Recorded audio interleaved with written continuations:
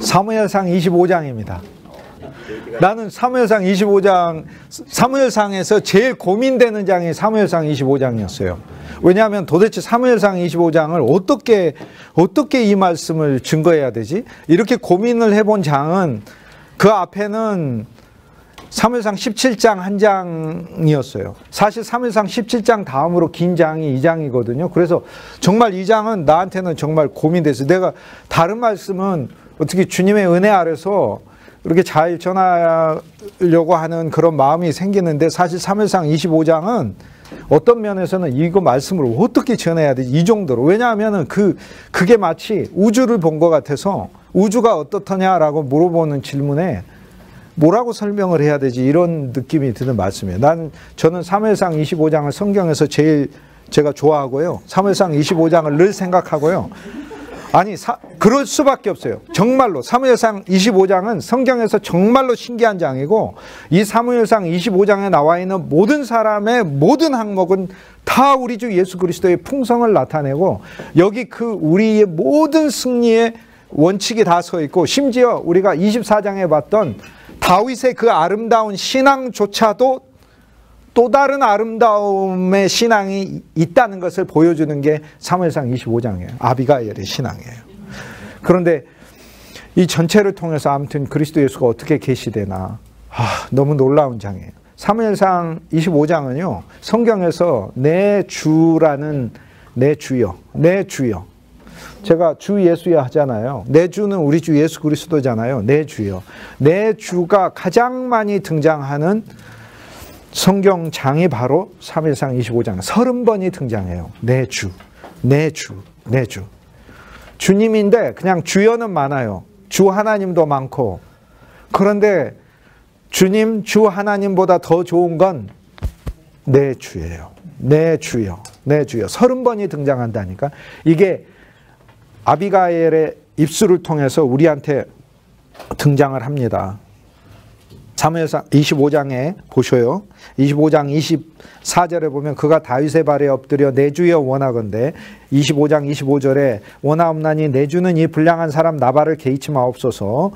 그리고 25장 하반절에 보면 여종은 내 주께서 보내신 소년들을 보지 못하였나이다. 25장 26절에 내 주여 여호와께서 살아계심을 두고 맹세하나니 내 주도 살아계시니와 내 주의 손으로 내 주의 원수들과 내 주를 해하는 자들은 나발과 같이 되기를 원하나이다. 25장 27절에 내 주께 가져온 이 예물을 내 주를 따르는 이 소년들에게 주게 하시고, 25장 28절에 내 주를 위하여 든든한 집을 세우시려니 이는 내 주께서 여호와의 싸움을 싸우시며 내 주께서 일생에 내 주에게서 악한 일을 찾을 수 없음이니이다. 사람이 일어나서 내 주를 쫓아 내 주의 생명을 찾을지라도 내 주의 생명은 내 주 하나님의 여호와와 함께 생명 싸개 속에 쌓였을 것이요 내 주의 원수들의 생명은 물매로 던지듯 여호와께서 그것을 던지시리로다. 25장 30절에 여호와께서 내 주에 대하여 하신 말씀대로 모든 선을 내 주에게 행하사 내 주를 이스라엘의 지도자로 세우실 때, 31절에 내 주께서 무죄한 피를 흘리셨다든지 내 주께서 친히 보복하셨다든지 내 주의 마음에 걸리는 것도 없으시리니 다만 여호와께서 내 주를 후대하실 때에 원하건대 내 주의 여종을 생각하소서. 25장 41절에 아비가일이나 몸을 굽혀 땅에 대고 이르되, 여기서 샤로 시집 오면서도 내 주의 여종의 이름은 내 주의 전령들의 발 씻길 종이니이다. 그러니까 내 주예요. 내 주고 다윗에게 있는 전령들도 내 주의 전령이에요. 그냥 전령이 아니야. 내 주하고 나하고만 딱 끝나는 게 아니야. 그가 가진 모든 것은 내 주의 전령들이에요. 그렇기 때문에 그 전령조차도 정말로 귀한 것이죠. 그런데 오늘 우리들에게 있는 내 주는 누구입니까? 우리 주 예수 그리스도시잖아요. 그러면은 성경 전체를 통틀어서 이렇게까지 주 예수 그리스도의 이름이 많이 나와 있고 부르는 장이 있는가? 저는 없는 것 같아요. 정말 어디가 있어요? 없잖아요. 나의 주. 지금 우리의 새 언약 아래서의 표현으로 보면 나의 주 예수여, 나의 주 예수여잖아요. 나의 주니까. 우리는 주에서 그 이름을 더 소유했잖아요. 이 땅에 오셔서 육신이 은혜와 진리로 충만하여서 우리 가운데 거하셔서 우리들에게 다가오셔서 우리 자체가 되어주신 주 예수님. 주 예수여. 그러니까 한마디로 주 예수여죠. 주 예수여의 이름이 사무엘상 25장에 우리는 30번이나 내주의 신앙을 아비가엘의 그 신앙과 연관시켜서 발견하고 우리 속에다가 소유할 수 있는 것이죠. 너무 감사해요. 사무엘상 25장은요. 이것만으로도 이미 성경에서 끝난 장이다라고 얘기할 수 있어요. 내주여, 주 예수여가 30번 이상이 등장한다니까. 이 신앙이 너무 놀라운 신앙이에요. 이 아비가엘의 신앙이라는 건. 이 아비가엘의 신앙은 자기만 살기 위한 게 아니에요. 왜냐하면 다윗이 아비가엘은 살려둔다. 왜? 남자를 다 죽이겠다고 했거든요. 아비가엘은 여자잖아요. 아비가엘이 남자가 아니잖아요. 혹시 남자였을까? 아비가엘이? 그래서 자기를 살려다. 그건 아니잖아요. 그런데 남자를 다 죽인다고 했잖아요. 맹세까지 했잖아요. 다윗이. 그런데 아비가일이 와서 다윗의 그 신앙을, 그 복수하는 신앙을 막잖아요. 다윗은 또 이것이 명예가 더럽혀졌기 때문만은 아니에요. 자기의 종들이 합당한 대우를 받지 못했기 때문에 그러고, 그것도 이유가 이제 잠시 후에 밝혀져요. 사무엘상 25장 그리스도의 사랑이 얼마나 풍성한가도 보여주고, 다윗이 얼마나 자기의 종들을 사랑하는가도 보여주고, 하나님의 합당한 목적을 이루기 위하여 왕국에 있어야 될 사람 없어야 될 사람을 정리했다는 것도 보여주는데, 그 이상으로 뛰어난 신앙이 아비가엘의 신앙이라는 것도 하나님은 우리에게 보여주고 있어요. 지금까지 우리는 다윗의 신앙이 엔게디에서 봤을 때 너무 아름다운 신앙으로 보았는데, 여기에서 아비가엘의 신앙은 다윗의 신앙보다 더 뛰어난 신앙이에요. 다윗의 맹세와 마음까지 바꿔버리는 신앙이에요. 다윗은 맹세예요. 내가 나발의 집에 남자 하나를 내일 아침까지 한 명이라도 남겨두면 하나님이 나한테 벌을 내리실 거다. 맹세를 해요. 이 맹세, 다윗의 맹세를 꺾어버리는 것. 다윗은요, 그의 마음이 확정되고 확정되었잖아요. 하나님의 사랑에 대해서 확정되고 확정되고, 복수도 확정되고 확정됐잖아요. 그런데 이 확정되고 확정된 걸 그 자리에서 꺾어버리는 게 아비가일이에요. 아비가일. 그래서 다윗이 그 맹세를 철회를 해요. 우리는 여기서 점점 더 생명의 신앙 안으로 더 들어가는 걸 봐요. 24장에서 용사의 신앙을 봐요. 광야에서 게디가 야엘이 되고 양이 되고 전사가 되고 동굴 속에 살면서 인내와 끈질기게 살고 개와 벼룩이 돼서 낮아져서 겸손하게 사는, 정말 진토와 같지만 여호와 하나님의 목적을 붙들고 사는 한 위대한 사람을 보지만, 그보다 하나님이 또 생명의 신앙이 있을까라고 했는데 우리는 25장에 그 생명의 신앙이 있다는 거예요. 25장 아비가엘의 신앙이라는 거예요. 그 아비가엘의 신앙의 정체를 우리가 밝힐 거예요. 아비가엘의 신앙의 항목은 24가지나 돼요. 어마어마합니다. 저는 이 24가지의 신앙이 우리에게 장착이 된다면 그리스도 예수 안에서 말씀으로 선물로 주어지는 거죠. 야, 우리는 그리스도 예수의 신부의 신앙으로 나아가는 것을 주님께서 보여주죠. 앞장의 전사예요. 용사단 말이에요. 그런데 주님이 진짜 원하는 것은 예수 그리스도의 신부로 우리의 신앙이 조성되는 것을 보여줘요. 아비가엘의 사역조차도 그리스도의 사역을 나타내요. 중보하시는 사역. 멸망받을 수밖에 없는 인생을 위하여 여호와 하나님 심판자 앞에서 우리에게 아름다운 여성의 신앙으로 하나님 앞에 나아가서, 왜냐하면 주님 당신 자신을 암탉이 병아리를 품듯이, 알을 품듯이 우리를 품었다고 말씀하시니까. 그러니까 주님은 여성형으로 우리의 사랑을, 우리를 향하신 사랑을 말씀해 주고 있잖아요. 여기에는 이 말씀들이 너무 놀라요. 그뿐 아니에요. 성경에서 생명이란 단어가 한꺼번에 4번이나 등장하는 유일한 기절이 사무엘상 25장 29절에 나와요. 사람들이 내 주의 생명을 찾을지라도, 내 주의 생명을 찾을지라도, 사무엘상 25장 29절에 사람들이 내 주의 생명을 찾을지라도, 내 주의 생명은 두 번째, 사람들이 내 주의 생명을 찾을지라도 내 주의 생명은 내 주 하나님 여호와와 함께 생명 싸개 속에 쌓였을 것이요 내 주의 원수들의 생명은 물매로 던지듯 여호와께서 그것을 던지시리로다. 사람들이 내 주를 쫓아 내 주의 생명을 찾아도 내 주의 생명은 하나님의 생명 싸개, 하나님의 생명 속에 그 생명이 들어가 있을 것이요 내 원수들의 생명은 물매를 던지듯 던져버릴 것이다. 여기 생명이 한 귀절에 4번이나 등장하잖아요. 성경에 이런 귀절은 없어요. 저는요, 한마디로 저 사람의 신앙은 무엇입니까? 당신의 신앙은 무엇입니까? 나 얘기하면 전 그냥 그렇게 됐나? 생명파라고 얘기할 것 같아요. 당신의 교파는 뭐? 생명파. 나는 생명파 그리스도인이에요. 저는 예수 그리스도의 생명, 이거 외에는 몰라요. 다른 거 모른다니까. 그러니까 좀 무식하다고 생각하시면 돼요. 윤동주 교수는 좀 무식하구나. 생명파 그리스도인이구나. 그렇게 생각하시면 정답이에요. 그냥 무슨 파? 생명파예요. 뭐 장로교파, 성결교파, 감리교파가 아니야. 나는 생명파야. 그냥 생명파. 그 생명이라는 기절이 성경에 가장 많이 등장하는 게 25장 29절이에요. 너무나 감사하고 그래요. 그뿐만이 아니라 여기에 보면은 막 다윗의 탄식이 저한테 들려요. 다윗이 뭐라고 얘기해요? 광야에서 나발의 그 목자들을 다윗의 병사들과 다윗의 목자들이 도왔거든요. 광야에선 강대또도 많고 늑대와 이리들도 나타나고 곰도 나타나고 그러기 때문에 목자 몇 명에서 다 지킬 수도 없어요.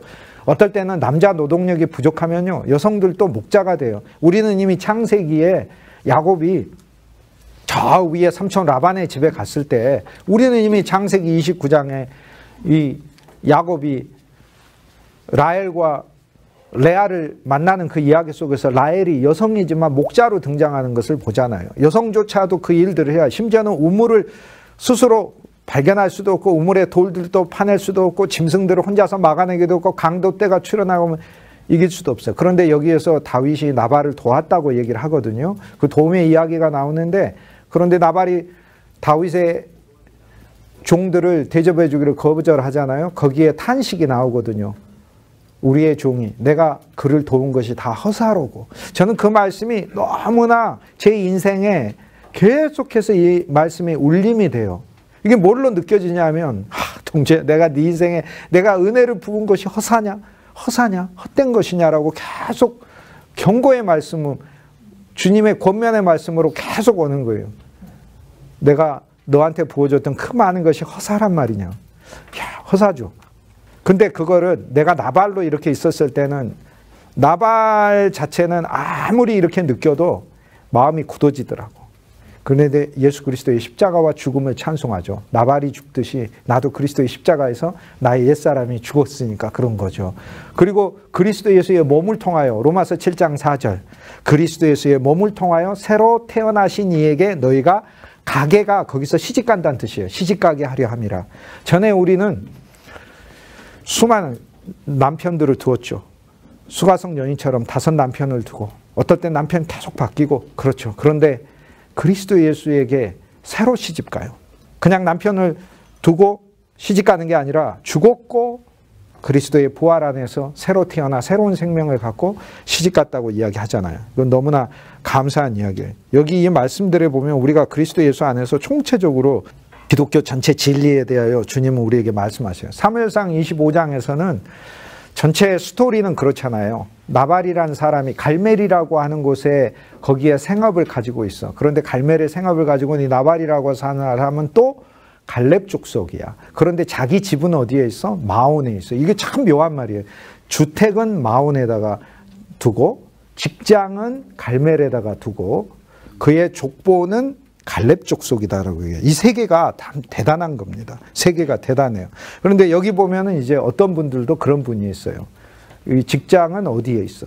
주거지 아파트는 아주 좋은 구역에서 살고 계셔. 집안을 보니까 내력도 아주 좋아. 그게 바로 나발인 것이죠. 그 나발의 이야기가 나오죠. 그런데 그 나발에게 다윗이 자기의 종들 10명을 보내가지고, 여기서 10이라는 숫자가 등장하죠. 10명을 보내서 이 종들에게 먹을 것을 주시고 또 필요한 것을 공급해 주십시오. 그냥 무조건 가는 게 아니라 양털 깎는 때였더라. 그에게는 재산이 어마어마하게 많았는데 양이 3,000이나 되고 염소가 1,000이, 이게 전부 다 신비한 숫자거든요. 우리 3,000을 봤잖아요. 3,000의 병사를 가지고 쫓는 사울이 나오는데 한 장 넘어갔더니 3,000의 양을 가지고 혼자서 먹고 마시려고 하는 나발이 나오는 거죠. 그런데 양털을 깎는 거예요. 양털을 깎는 거는 축제 기간이거든요. 양이 크게 자라가지고 털이 우겨져서 그 털을 깎으면 그걸로 모를 만들고 옷을 만들고 그걸로 아주 좋은 직무를 짜기도 하고, 그리고 고기도 공급하기도 하고, 모두의 축제거든요. 양들을 이렇게 풍성하게 하나님 앞에서 잘 길러서 축복으로 얻어졌다라고 하는 모두의 잔치거든요. 모두의 잔치에 가서 그냥 거지처럼 간 게 아니에요. 실제로 여기에 보면은 나발의 육축이 성장하는데 다윗의 목동들이, 종들이 얼마나 도왔느냐를 다윗이 그대로 얘기를 해요. 그들과 함께 있어서, 함께 있었다, 보호해줬다, 보호만 했을 뿐만 아니라 그들에게 있는 것 하나도 놓치지 않게 했다. 짐승이 나타나면 같이 싸웠고, 잃어버렸으면 함께 찾아줬고, 강도가 나타날 것 같으면 함께 군대를 이뤄서 강대들이 nom보지 못하도록 하였다. 심지어 이 이야기는 다윗만 하는 게 아니라요, 아비가일의 종들이, 다윗의 종들에 대해서 아비가일한테 이렇게 하겠죠. 나발의 아내 아비가일한테 뭐라고 했냐면 저들이 우리에게 담이 되었나이다 라고 얘기해요. 여기서 종이신 예수 그리스도를 만나고요, 그리스도 예수가 우리에게 담이 됐어요. 그래서 그리스도 예수가 당신이 이 땅에 오셔서 오늘 우리들에게 종이 되시고 오늘 우리들을 지켜주셨고 우리들에게 손해가 없게 하셔서 지금까지 우리를 여기 오게 하신 거예요. 그래서 오늘 우리들은 양털을 깎는 잔치를, 그리스도 예수 안에서 이 풍성한 잔치를 늘 가져요. 그때 주님이 이제 우리가 성장한 양이 됐으니까, 양우리에 있는 양이 아니라 성장한 양이 돼서 털이 많아져서 그것이 무거우니까 그것도 깎아야 돼요. 그 양털은 모두에게 큰 유익을 주니까. 그런데 바로 그때 왔을 때 나발이 이야기를 하죠. 다윗이 누군데? 뭐 이새의 아들? 이새의 아들은 누군데? 나는 그를 알지 못하느니라. 요즘은 주인집에서 도망 나온 노예들이 너무나 많더라라고 하면서 무시하면서 그들을 돌려보냅니다. 보내니까 다윗이 거기에서 모두 다 허리에 칼을 차라 라고 하면서 나가죠. 여기에서 갑자기 다윗은 사랑의 사람이 아니라 복수의 사람이 나와요. 그런데 여기서 다윗의 복수는 다윗이 누군데라고 하면서 다윗을 개인적으로 무시하는 무시에서 나온 게 아니에요. 그 앞에 다윗은 이미 자신은 개와 벼룩과 같아요. 근데 여기서 다윗이 참을 수 없었던 건 뭐냐면, 자기와 함께하는 600명의 사람들이 배고프고 힘들지만 다윗을 믿고 따라줬던 게 있어요. 뭐냐면 지나가면서 육축하는 사람들, 농사짓는 사람들, 과수원을 하는 사람들 만나면 그들을 도와줘라. 그들과 함께해라. 그들은 함께 하나님의 백성들이다. 이스라엘의 왕국을 지을 자들이다. 그들은 너희의 형제들이다. 그러니까 약탈하지 말라라고 얘기했어요. 그런데 여기에서 뭐라고 이야기하냐면, 나발은 다윗과 함께한 사람들이 다윗의 이야기를 듣고 그런 사랑의 사역들을 했잖아요. 가는 곳마다 해치지도 않고 오히려 어려움이 있으면 도와주고 그랬잖아요. 그랬는데 이들은 뭐라고 불렀냐면 강도떼들이라고 불렀거든, 나발이. 그리고 전혀 그들에 대한 합당한 보상도 없으니까 다윗의 이 분노는 어찌 보면 마땅한 분노이고 자기와 함께한 자들을 위해서 내야 할 분노인 것이죠. 그런데 이 분노조차도 바꾸시는 그리스도의 사랑을 보여주는 한 인물이 등장하는 거예요. 그게 아비가일이죠. 그래서 다윗이 칼을 차고 오니까 그때 나발의 집에 있는 종들이, 주인은 뭐 슬퍼 마시고 교만해가지고 말 듣지도 않으니까, 그것이 어느 한 면에서 우리 속에 있는, 나발도 하나님의 백성이죠. 나발도 갈렙 쪽이에요. 하나님의 백성이죠. 그런데 주인은 말도 듣지도 않으니까 아비가일에게 얘기하지 않습니까? 오늘 우리에게는 나발의 신앙이 있어요. 어떨 때는요, 제가 정말 어떤 사람들에게는 그 이야기를 해도 속에 있는 나발이 나와가지고 듣지가 않아요. 그리고 마음도 굳어지고 몸도 굳어지고 그래요. 그런데 그 사람에게는 아비가일이 또 있어요. 그 아비가일의 신앙이 생명 안에서 성장하는 거예요. 그러니까 우리는 생명의 그리스도를 전파하고 공급하여서 사람들 속에 나발은 몸이 굳어 죽고 그 속에 있는 아비가일의 영적 생명이 성장하게끔 하는 사역을 하는 것이다, 이 말이에요. 그 아비가일에게 나발의 종들이 말을 해요. 나발의 종들. 여기에서 이 종의 역할이 양쪽에서 다 나와요. 그래서 사실 사무엘상 25장은 너무나 신비한, 여기엔 다윗도 등장, 나발도 등장해, 아비가일도 등장해, 양쪽의 종들이 등장해. 양쪽의 종들의 사역도 너무나 모범적이고 훌륭한 사역이에요. 왜 그런 사역이냐면 다윗의 종들도 다윗과 함께하고 다윗의 이야기를 믿고 나온 종들이에요. 이들도 600명이나 되니까 강도떼가 될 수 있어요. 그러나 다윗이 우리가 강도떼가 돼서는 안 돼. 우리는 하나님의 왕국을 이룰 백성들이 아니냐. 다윗의 용사가 강도떼가 돼서는 되겠느냐. 너희가 다니는 곳마다 너희가 어찌 보면 손해본다 할지라도 남들을 돕고 남들에게 그리스도의 사랑을 베풀도록 해라 라고 하면서 자기의 종들에게 이야기를 했고, 실제 그렇게 광야들을 다니면서 했고, 그 광야들이 풍성한 것도 아니고 춥고 배고프고 험한 곳이고, 그렇게 해서 다른 사람들을 돕고 하나님의 갚으심을 약속 안에서 믿고 사역을 했는데 결과는 뭐냐 하면은 아니다 말이에요. 심지어 축제를 벌이고 있는 사람들을 조차도 외면당하니까, 여기에 다윗의 분노는 하나님의 분노임을 우리는 알 수 있어요. 어떤 면에서 오늘 그리스도인 사람들이 다윗의 종처럼 그렇게 열심히 일하거든요. 그런데 마땅한 보상과 그들에게 주는 상급이 이 땅 안에서도 심지어 주님에게 속한 사람들에게서도 오지 않는다면 하나님께서는 그것을 기쁘게 여기시지 않는다라는 걸 보여주죠. 여기에 다윗의 분노는 합당한 분노예요. 죄악의 분노가 아니라고요. 개인이 무시당해서가 아니라고요. 다윗이 하는 말이 그거예요. 그럼 우리가 강도떼가 돼야 되느냐? 그런데 강도떼도 아닌데 강도떼 취급을 받잖아요. 주인한테 도망 나온 종이래. 물건 훔쳐가지고 도망 나왔거나 돈 훔쳐서 나왔거나 이런 식으로 강도떼인 거죠. 나발이 그렇게 보는 거죠.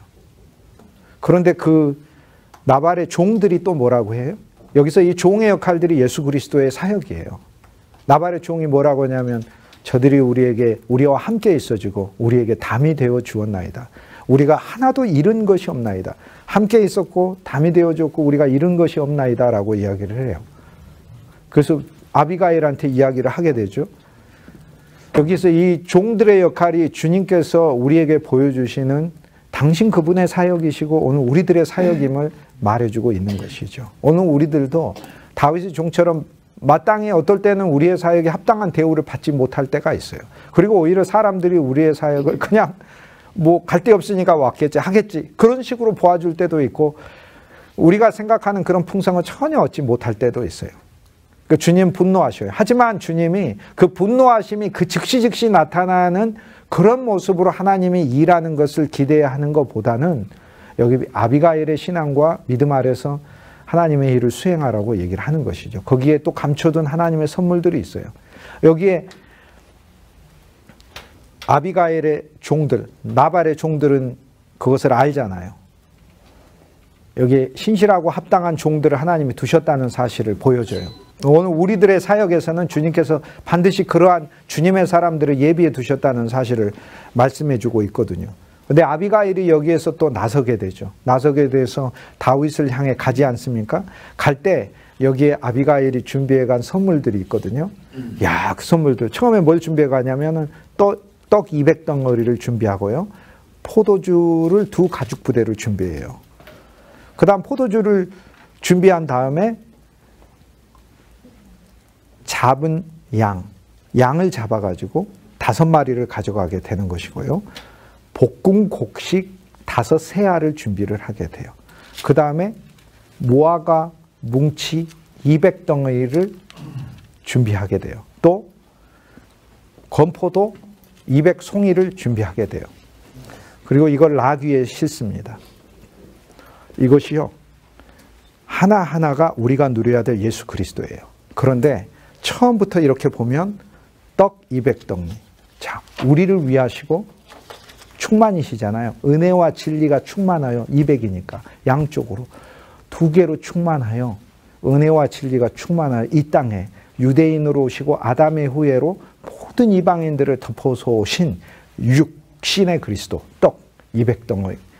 이 땅에 우리 자신이 되신 예수 그리스도를 누리고 포도주 2 가죽 부대. 그분 안에 하나님의 생명과 구속이 가득한 예수 그리스도를 누려야 돼요. 이래야 아비가일의 신앙이 된다고요. 오늘 우리들은 우리 주위에 의롭고 마땅한 일이라 할지라도 정의를 세우겠다고 사는 자들과는 다른 생명이 있음을 또 오늘 말씀이 보여줘요. 그것이 신부 생명이에요. 그리스도 예수의 신부 생명이 하나님의 왕국을 이룬다는 거예요. 왜냐하면 참 다윗이신 예수 그리스도가 이루고자 하는 새 예루살렘에 그 길에 우리는 간 사람이지 내 신앙이 그냥 사울처럼 여기서 블레셋이 이기는 정도로 신앙을 여기서 노정을 했거나 아니면은 25장에 있는 다윗이 하나님의 원수 갚음, 하나님의 백성들이 억울하게 당하는 것에 대하여 원수 갚기 위해서 사는 그런 정도의 신앙도 아니다는 것을 이야기를 해주는 거예요. 자기의 마땅한 대가를 받아야 되기 위해서 살겠다고 하는 그런 정도 신앙이 아니라는 거예요. 하나님이 이루고자 하시는 우주적인 새 예루살렘에 나의 참 신랑이신 예수 그리스도의 신부가 되는 신앙은 내가 이것을 그리스도 안에서 누려서 많은 사람들에게 줄 수 있는 신앙이어야 돼요. 떡 200덩어리를 통해 예수 그리스도의 성육신, 그 다음에는 예수 그리스도 안에 생명과 구속이 충만한 거 포도주 2 가죽 부대. 그 다음에 그분은 잡히신 양 5마리가 되셨어요. 그분은 십자가에서 이 땅에 성육신 하셨고 그분 안에 은혜와 사람들을 구원하시는 사역이 충만하셨고 잡히신 양 5마리가 돼서 은혜의 순전한 양이 되셨고 볶은 곡식이 돼서 성령의 불로 부활하셔서 만인을 위한 생명의 양식이 되셨고, 그리스도 예수는 모든 이들에게 하늘의 풍성을 먹이시는 건포도 송이가 되셨어요. 이제는 건포도는 어떻게 쓰는 거죠? 어디를 여행하든지 간에 오랜 시기에도 두고 먹을 수 있는 거예요. 이분은 멀리 퍼지는 많은 사람들의 풍성한 과실이 되셨어요. 이게 건포도예요. 그리고 송이잖아요. 송이. 여기에서 함께 모여진 것을 가리키는 거죠. 그리스도의 교회가 이루어진 것을 얘기를 하는 거죠. 그뿐만이 아니에요. 이분은 200덩어리의 무화과 열매라고 얘기를 하죠. 그런데 여기에 덩이는 포도 송이하고 또 달라요. 왜냐하면 여기 200개의 무화과 덩이는 으깨져 가지고 서로 뭉쳐진 200개를 말하기 때문에 여기서 그냥 하나 연합했을 뿐만 아니라 더 으깨져서 주님과 우리가 하나 된 그리스도 예수 안에서의 그분의 몸을 얘기를 해요. 오늘 우리 자신도 이걸 더 누리면 그분과 우리가 더 으깨져서 하나가 되고, 그리스도의 교회가 더 으깨져야 되고, 그리스도의 가정이 주님과 더 으깨져서 하나가 돼. 앞에 있는 건포도는 각각의 건포도가 하나하나가 돼가지고 있는 송이라 연결된 하나고, 여기에 있는 무화과는 무화과 열매들을 으깨가지고 200덩어리로 만든 거다 이 말이에요. 여기 무화과의 200덩어리는 무화과는 크게 모든 가난한 사람과 지나가는 사람들에게까지 널리 쓰임을 받는 열매들을 얘기하는 거죠. 즉 수많은 사람들에게, 그리스도 안에서 환난을 당하는 수많은 사람들에게 주님께서 먹이시는 우주적인 생명의 양식이 되셨음을 가르쳐줘. 이게 나귀에 실렸다. 예수 그리스도의 풍성한 복음을 전달하는 자들에게 실렸다라고 하는 거죠. 예수 그리스도를 우리가 이렇게 누려야 돼요. 이 안에서. 이것이 바로 기본적인 신부의 신앙에 가지고 가야 될 양식이다. 여기에는 복수하려고 하는 다윗의 마음까지도 바꾸는 내적인 생명이 강한 사람을 발견을 합니다. 그리고 다윗이 거기에서 마음을 바꾸죠. 자기 판단도 바꾸죠. 다윗의 얘기는 너무 아름다운 얘기들이 나와요. 거기에 다윗의 신앙도 10가지를 이야기를 해요. 아비가일이 24가지를 이야기하면 다윗은 또 10가지를 이야기해요. 이 신앙들은 너무나 엄청난 신앙들이에요. 근데 그 다윗은 심지어 이렇게 얘기해요. 나를 막으신 여호와 하나님을 찬송하리로다 이렇게 얘기해요. 너를 보내서 나를 막으신 하나님. 우리는요 늘 안 막히기를 기도하죠. 하나님 내가 안 막혀지기를 기도하죠. 형통하기를 기도하고 내가 뜻하는 바가 이루어지기를 기도해요. 그런데 나를 막으신 하나님을 감사하고 있어요. 우리는요 진짜 막아줘야 돼요. 왜냐하면 우리 스스로 뛰쳐나갔다가 사고를 치기가 쉽기 때문에 하나님은 늘 우리를 막으셔야 돼요. 우리의 자동차도 막아야 되고, 우리가 하고 있는 일도 어떨 땐 막아야 돼요. 사람을 보내서도 막아야 되고, 사건으로도 막아줘야 돼요. 우리는 막혀져야 돼요.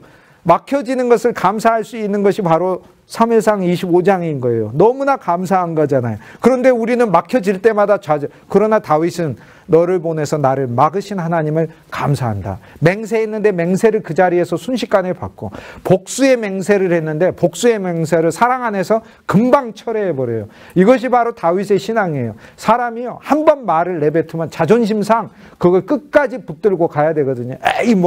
왜냐하면 어렸을 때부터 칼을 뽑았으면은 호박을 찌르든지 뭘 찌르든지 뭐라도 찌르라고 했으니까 그렇게 돼야 되는데, 여기에서는 옷자락도 베는 게 아니야. 바로 그 자리에서 다시 집어넣어 버려요. 허리에 칼을 차고 사는 삶이 아니라 나는 종의 발을 씻을 자입니다라고 이야기하는 아비가일이 허리에 수건을 차고 생활하는 신부의 생명으로 바뀌어야 된다는 것을 보여주는 게 사무엘상 25장이에요. 이거 여기는요 어마어마한 말씀들이 너무 많아요. 처음 이 말씀이 시작하면서 2명이 죽어요. 2명이 죽습니다. 하나는 사무엘이 죽고 나발이 죽어요. 25장에 보면 2사람이 죽죠. 사무엘이 죽으면서 하나님이 사랑하는 사람이 죽고, 나발이 죽으면서 나발이라는 이름의 뜻대로 어리석은 사람이 죽습니다. 아비가일이 다윗을 만나고 와서 다윗이 용서하고 돌아가고 선물을 받죠. 그리고 아비가일은 돌아와서 남편을 보니까 왕처럼 파티하고 있었어. 밤새 그냥 정신을 못 차리고, 아침이 되어서 그리스도의 새로운 부활 생명이 있을 때, 그때 아비가일이 나발에게 이야기를 해요. 그러나 나발은 몸도 굳고 마음도 굳어요. 양쪽이 다 굳습니다. 우리는 나발이 회개하는 게 아니에요. 나발은 끝나는 거예요. 우리 속에 아비가일이 그리스도 예수 안에서 더 성장하는 것이에요. 그래서 주님이 우리에게 어떤 면은 그리스도의 십자가를 적용하여 종결시키는 것이고 어떤 면은 주님 안에서 더 전진시켜서 성장하는 거예요. 신부의 생명을 더 성장시키는 거예요. 근데 나발에게 하나님께서 10일이란 기회를 주셔요. 10일 후에 죽으니라. 처음에 다윗이 보낸 종은 10명이었어요. 이 10명이 나오고 10일이 나와요. 열흘이 나와요. 10명과 열흘이 나온다고. 여기에서 10이라는 숫자가 있어요. 하나님은 나발에게도 기회를 주셨고 인내하셨고 그래요. 사무엘이 죽을 때는 사무엘은 영광스러운 하나님의 사람이잖아요. 그래서 사무엘의 죽음에 많은 사람이 애곡하고 그의 고향에다가 사무엘을 두고 그리고 사무엘을 사람들이 추억하고 하나님께서 일생 동안 사용하셨던 아름다운 죽음으로 묘사를 해요. 그런데 동시에 나발이 죽었을 때는 여호와 하나님이 치심해라고 얘기를 해요. 여기에서 오늘 우리는 그리스도인의 죽음이 두 가지일 수 있다는 사실을 알아야 돼요. 그리스도가 치셔서 죽는 죽음이 있고 그냥 죽는 죽음이 있어요. 사무엘의 죽음이 아름답잖아요. 그런데 나발의 죽음은 그리스도가 치심해라고 얘기를 하잖아요. 쳐서 죽는 죽음을 피하려면 어떻게 해야 될까? 나발은 어리석었으니까. 나발이 아닌 우리 안에 예수 그리스도의 신부의 신앙인 아비가엘의 믿음을 더 개발시키고 전진하면 되겠죠. 아비가엘의 신앙의 20가지 항목을 우리 안에서 누리면 되겠죠. 그러면 우리는 그 신앙에 이룰 수 있게 되겠죠. 사무엘상 25장에서는 아름다운 신부를 얻는 이야기고 신부의 신앙은 또 새로운 생명의 이야기고 새로운 용서의 이야기고 그리고 아비가엘의 신앙은 다윗에 대하여 용서를 구하는데 그와 함께 가지고 간 모든 그리스도의 누림이 모든 사람들에게 큰 유익이 되는 실제적인 큰 보탬과 풍성이 되는 선물들을 가져간 것이죠. 오늘 우리는 우리가 누리는 그 그리스도가 주님이 우리를 더 신부 생명으로 사용하셔서 오늘 우리들이 하는 모든 일들이 어떤 일들은 그리스도의 떡이 나오게 하시고 그리스도의 포도주가 나오게 하고 또 그리스도의 양이 나오게 하고 또 그리스도의 볶음 곡식이 나오게 해서 음식이 되게 하시고 또 그리스도 예수의 건포도가 나오게 해서 힘없는 자들에게 예수 그리스도의 부활 생명 안에 있는 그 힘을 얻게 하고 또 무화과가 있게 해서 사람들로 하여금 정말 달콤하고 배부르게 만들게 하고 하는 그 예수 그리스도의 풍성을 나누어주는 신부의 사역을 하게 되겠죠. 사무엘이 죽은 것은 이제 다윗의 시대를 열어준 것인데 성경에서 모든 믿는 사람의 사실 믿지 않는 사람의 죽음도 예수 그리스도의 죽음을 나타내요. 사무엘이 죽었다. 그리고 다윗에게 바로 이러한 일들이 일어났다라고 얘기를 하죠. 자, 사무엘이 죽었는데 무슨 이야기를 가르쳐요? 예수 그리스도의 십자가의 죽음의 공로가 우리가 그 공로, 즉 그리스도 예수의 죽음을 통하여 우리의 나발도 죽이시고 나발과 같은 마음도 죽이시고 또 육신으로 사는 것도 죽이시고 그리스도 예수 안에서 우리 자신을 끝내신 것을 누려야 한다는 것을 알려주죠. 사무엘의 죽음은 모든 아름다운 효능을 포함하신 예수 그리스도의 죽음을 우리에게 보여주고 있습니다.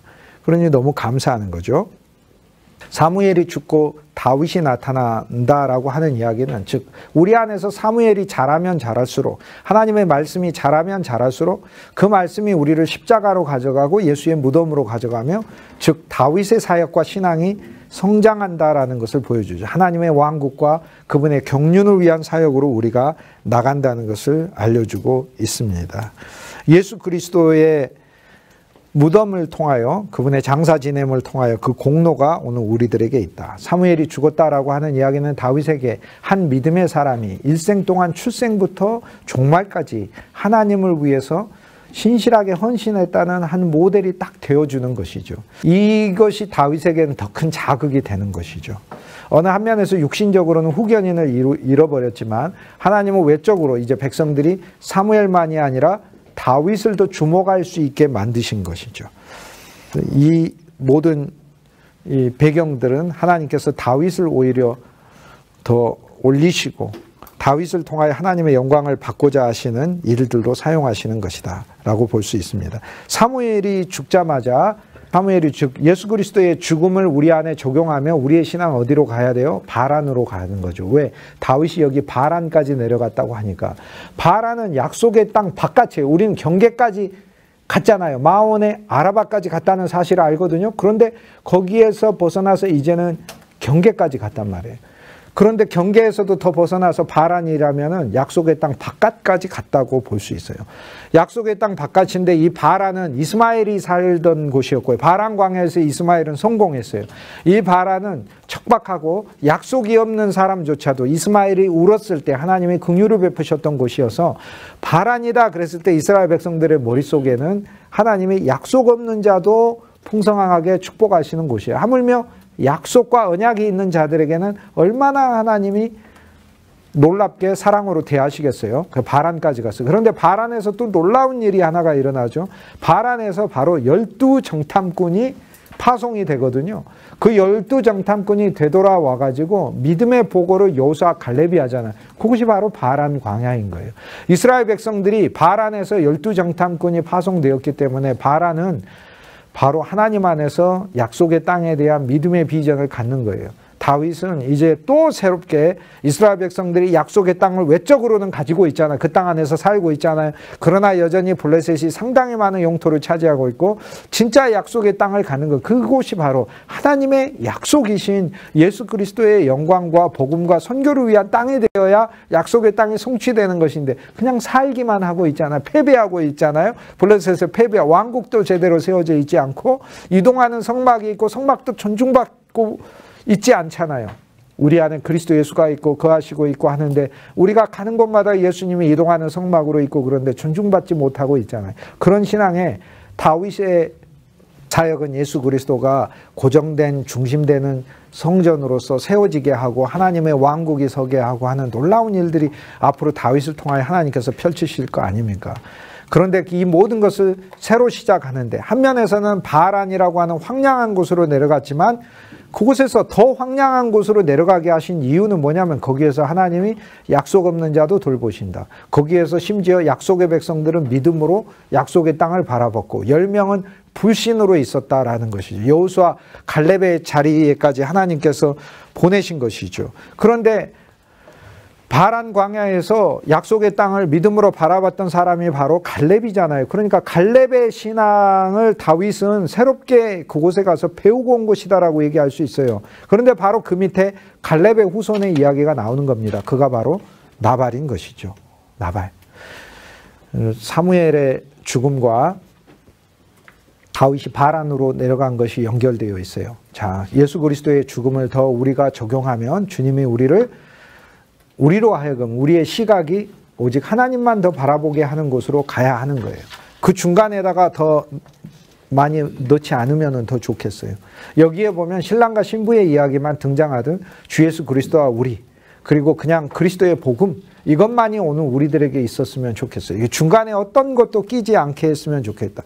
계속해서 말씀들이 우리에게 펼쳐질 때 생명의 길 말고도 묘하게 하나님이나 하나님의 이름을 거론하는 사람들이 계속해서 등장하고 그리고 그것과 유사한 일들이 벌어지지만 생명의 길은 전혀 별개로 우리에게 펼쳐진다는 것을 말씀하고 있잖아요. 오늘 우리들이 바란으로 내려가서 그곳에서 그 황량한 곳에서 다시 믿음에서 출발해야 한다라는 것을 보여줘요. 그래서 다윗이 바란까지 내려갔더라 했을 때 이 바란은 전체적인 대표 언어예요. 이스라엘 백성들이 총체적으로 믿음으로 새로 시작하는 것. 마온까지 갔다는 것은 갈 때까지 갔다 또는 하나님이 네가 통치할 땅에 경계 끝까지 보냈다는 뜻이지만 바란까지 갔다라고 했을 때는 다시 시작, 믿음에서 다시 시작하자라는 말씀인 것이죠. 그런데 이 바란은요, 이스라엘의 그랜드 캐년 같은 곳이라요. 여기 두 가지 마음이 들거든요. 하나는요, 정말 없으면은 그곳에 가서 그거 아름답지가 않아요. 여기서 어떻게 살지라고 하는 거예요. 우리가 아름다운 경치에 미움과 증오가 가득한 사람이 가면 아름다운 경치가 그곳이 바로 복수할 장소처럼 보이는 것처럼 정말 핍절하고 곤란한 환경에 가면 아름다운 장소가 안 보이고 여기서 어떻게 살지가 되는데 오늘날 우리가 풍성한 사람이 가면 아름다운 장소, 이렇게 아름다운 곳이 있었어라고 얘기하잖아요. 이스라엘에서 제가 생각할 때 제일 아름다운 장소 중에 하나가 바로 이 바란 광야예요. 거기 보면 마크테시 라몬이라고 해서 분화구도 있는데 야, 그건 이스라엘의 그랜드 캐년이라고 불러요. 너무나 멋있어요. 아름다워요. 근데 그곳에서 방문이 아니라 산다고 하면 그러나 그곳이 바로 바란이잖아요. 그 옆이 바란이잖아요. 바란에서 그 광야들을 바라보며 다윗은 오히려 천지를 만드신 나의 힘이 되신 여호와를 찬송하고, 그 다음에 주의 손가락으로 지으신 달과 별과 온 산과 들을 보면서 찬송하고, 또 이 황량한 왕국이 하나님께서 그분이 통치하실 믿음의 땅이 될 것도 미리 바라보고, 그뿐만이 아니라 이스라엘만이 아니라 만민이 이스라엘을 통하여 여호와 하나님을 찬송할 것도 바라보는 계속해서 이 전진된 신앙이 있었잖아요. 이건 너무나 놀라운 것이죠. 우리는 바란으로 내려간 그 신앙 속에서 그리스도 예수의 십자가를 볼 필요가 있죠. 다윗이 바란에 있을 때, 주님이 우리를 향해서 이러한 믿음을 가지고 있을 때 마온에는 한 사람이 있었다. 마온, 거주하다 뜻 아니에요? 예수 그리스도 안에 거주하는 자, 또 주님이 그 안에 거주하는 사람. 그래서 마온 사람이에요. 나발이죠. 한 사람이 있었다. 아담이었다. 그는 아담이에요. 마온에 있는데 아담이에요. 아담으로 사는 사람이에요. 그런데 그는 생업은 어디에 있어요? 생업은 갈멜에 있다라고 하는 거예요. 갈멜은 포도원이란 뜻이거든요. 우리 생업은요, 포도원을 짓는 거예요. 우리는 어디서 삽니까? 우리는 사는 것은 마온에서 살아요. 그리스도 안에서 사는 거예요. 우리의 생업은 포도원을 짓는 게 생업이에요. 자, 이것이 일과 집의 차이입니다. 집은 예수 그리스도 아니야. 우리 풍성과 우리의 안식을 그리스도 안에서 늘 누려야 돼. 그런데 우리의 사역은 뭐예요? 포도원을 짓는 거예요. 그런데 이게 바뀌면 안 돼요. 포도원은 집이 아니에요. 그러니까 먼저 누려야 될 것은 일이 아니고 집이에요. 그리스도 안을 누리는 거예요. 그래서 집은 마온에 있는 거예요. 하지만 우리의 사역은 뭐예요? 포도원을 짓는 것이에요. 사역은, 우리의 일은 집으로부터 나와요. 집을 누리면서 나와요. 그래서 이 사람 나발은 마온에 거주하지만 생업은 갈멜에 있더라. 나와 여러분은요, 우리 집은 예수 그리스도 아니에요. 그래서 우리가 기본적으로 그리스도 안에서 늘 안식하고 누리고, 그분을 즐거워하고, 그분 안에서 기뻐하고, 그분 안에서 새 힘을 얻어야 되고, 그분을 먹어야 돼요. 그런데 우리의 생업은 뭐냐면 포도원을 짓는 일이에요. 그런데 우리의 족속은 어디에 속하냐면 갈렙 족속. 갈렙이 어떤 사람이에요? 바란 광야에서 12명 중에서 여호수아하고 함께 그 땅에 정탐꾼으로 갔다 와가지고 믿음의 사람 아니에요? 믿음의 사람. 그리고 나서 약속의 땅에 들어갔을 때도 여호수아 15장에 보니까 저 산지를 내게 달라고 한 산지가 마온, 헤브론, 지금 이곳이에요. 그곳을 달라고 한 거예요. 왜? 그곳에 내 자손들이 살게 하겠습니다. 그런데 그 자손들이 갈렙 족속이라. 갈렙 족속이야. 갈렙의 신앙은 어디 가버렸어? 갈렙의 축복만 받고 있어. 여기에서 양이 3천이나 되니까 얼마나 놀랍고 감사해요. 삼위일체 하나님의 은혜와 풍성이 부어진 존재라는 거 아니에요? 그리고 염소가 1천이나 돼요. 염소가 1천이나 돼요. 주님의 우주적인 구속을 받은 존재라는 거 아니에요?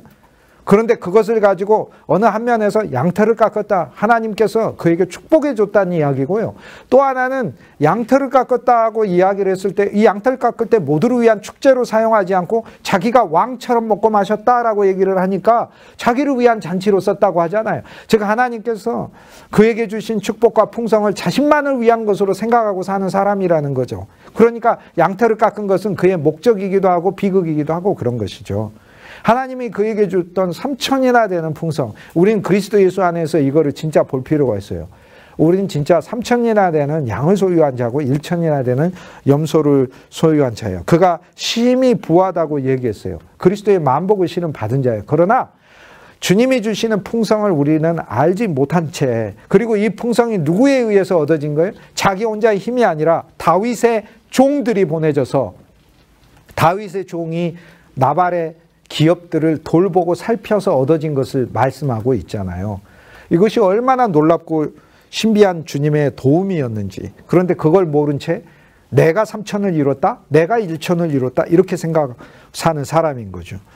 마온 사람, 그리스도 안에 사는 사람이고, 포도원을 짓기 위해 사는 사람이고, 갈렙의 믿음으로 살아야만 한 운명을 가진 사람이 양털을 깎아, 자기의 양털을 깎아야 되지. 이제 자기 자신도 하나님의 양으로서 자랐고, 양털이 많으니까 자기에서 깎아진 게 사람들을 입혀주고 헐벗음을 면하게 해주는 풍성한 옷과 천과 이불로 사용될 수 있게 하는 그런 존재로 하나님 앞에 쓰임을 받아야 되는데, 다른 사람들의 곤고함과 추위를 덮어주는 그런 의복이 되어주는 인생이 되기는커녕 왕처럼 잔치하는 자가 돼 있다는 것을 보여주면서, 주님은 오늘 우리들에게 이제 또 하나의 끝내고자 하는 그리스도 예수 안에서 종결된 신앙을 여기에서 말씀해 주고 있어요. 이것만 이야기하고 아비가일의 20가지 신앙은 제가 다음 주에 봐야 될 것 같아요. 아비가일이 다윗이 복수한다고 해서 왔을 때요. 아까 말씀드렸던 것처럼 예수 그리스도의 생애 전체를 누리는 선물들을 가지고 갔잖아요.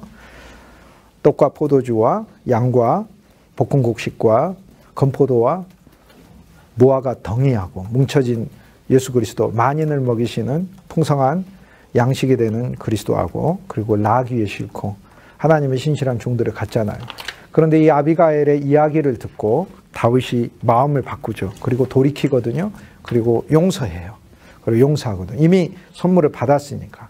또 받았고 아비가일의 마음과 믿음을 아니까. 아비가일은 다윗에게 생명으로 이야기를 하잖아요. 여호와의 살아계심을 두고 맹세합니다 라고 이야기하면서 왕이 나중에 진실로 통치자가 되었을 때, 다윗이 왕이 되었을 때 그때 후회하심도 없고 슬퍼하심도 없게 하기 위해서. 야, 이게 엄청난 말씀이죠. 오늘 우리들이 이때 그냥 확 풀어버려. 그런데 나중에 후회하거든요. 근데 그런 생명이 없게 하기 위한 것이죠. 어쨌든 간에 제가 말하고자 하는 요지는 이거예요. 다윗이 용서를 해요. 근데 성경에는 그냥 용서하는 게 없어요. 그냥 용서하면 안 돼요. 무슨 얘기냐면 누가복음 15장에 탕자가 아버지께 범죄했어요. 돌아왔어요. 근데 아버지가 그냥 용서했죠? 그냥 용서하면 안 돼요. 그게 불의예요. 불의. 하나님은 공의를 세우는 게 아니고 누군가 죽어야 돼요. 탕자 대신에. 그래서 누가복음 15장에 보면 송아지가 죽어요. 자, 나발이 범죄했어요. 나발의 집안에 있는 범죄를 다윗이 그냥 용서하면 안 돼요. 누군가 죽어야 돼요. 여기서 첫 번째 죽음이 사무엘의 죽음이에요. 의로운 자의 죽음이에요. 그 다음에 나발이 죽어야 돼요. 나발이 죽어요. 실제로 10일 후에. 이것이 바로 예수 그리스도가 우리의 죄가 되셔서 죽으신 죽음을 나타내요. 그 다음 세 번째 가장 결정적인 것은 여기서 양이 5마리나 죽어요. 양이 죽습니다. 그래서 나발의 죄를 덮고 나발 가문에 있는 모든 사람들의 죄를 덮은 죽음이 있어요. 오늘 우리 주 예수 그리스도의 죽음을 통하여 우리한테 용서가 온 거예요. 오늘 우리들도 사람들을 용서할 때요, 내 자기 의로 내가 마음이 넓어서 용서하는 게 아니에요. 나를 위해서 죽으신 그 그리스도의 용서가 내가 생활하는 모든 것의 근거가 돼서 용서하는 것이에요. 그래서 용서. 그래서 내가 누구를 용서해야 될 것은 자기의가 아니라는 거예요. 누가복음 25장에는 예수 그리스도의 죽음이 풍성하게 드러나 있어요. 주님은 그분이 우리의 나발이 되셔서 죽으셨고요. 그분이 우리의 사무엘이 되셔서 의로운 자로 죽으셨고, 그분이 우리의 순전한 양이 되셔서 양으로도 죽으셨어요. 5은 은혜를 가리켜요. 요셉이 베냐민에게 준 게 5몫이었기 때문에 하나님의 풍성한 은혜를 가리켜요. 손 안에 든 거를 다 주는 것이거든요. 손으로 돌보고 한 뼘 안에, 이 손 안에 다 있는 것을 그분이 붙잡으시는 은혜를 말씀하고 있거든요. 5손가락으로.